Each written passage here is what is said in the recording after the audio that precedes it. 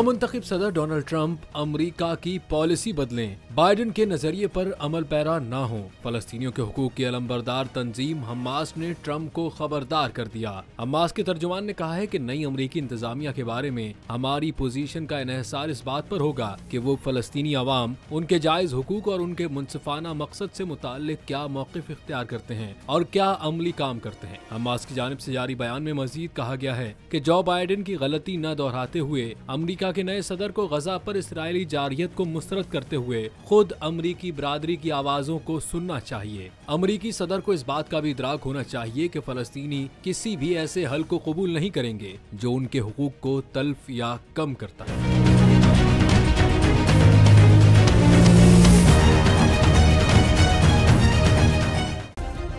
Subscribe करें और bell दबाएं ताकि कोई खबर रह न जाए।